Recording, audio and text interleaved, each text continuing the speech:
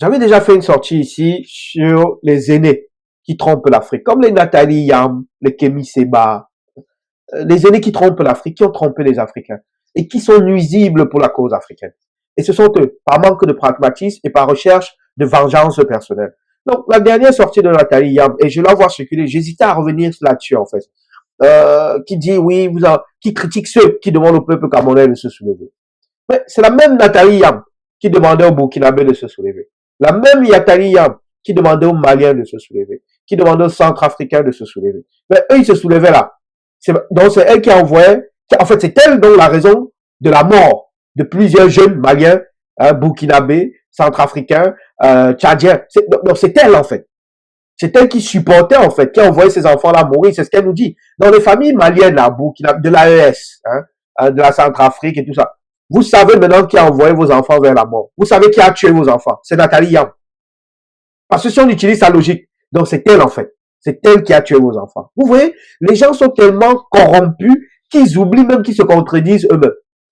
Les militaires qu'elle envoie se soulever là, quand ils bombardent les enfants de qui?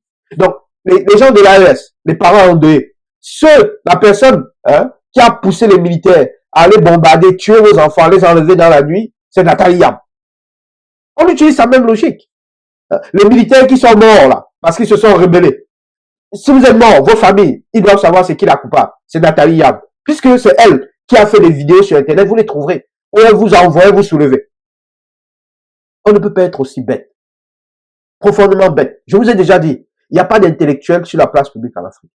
Je le crois. Si quelqu'un pense le contraire, vous êtes les bienvenus. Surtout pour le Cameroun, parce que je lui poserai une question, une seule question bête. Bête, simple. C'est quoi le plus grand danger pour le Cameroun dans les 20-30 prochaines années? Il sera incapable de toucher le vrai danger. Malheureusement.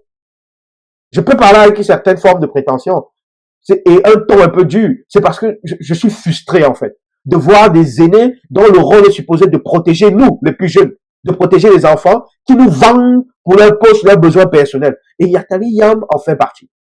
Arrêtez d'écouter cette dame. Arrêtez. En tout cas, chacun apprendra à son rythme. Ne dites pas qu'on vous avait pas prévenu. Ce sont des gens qui sont problématiques pour la conscience africaine. Parce qu'ils nous éloignent et nous victimisent tout le temps. C'est tout le temps la faute des autres. Regardez-moi les gens comme ça. Nuisibles. Et là, anyway, bonne chance.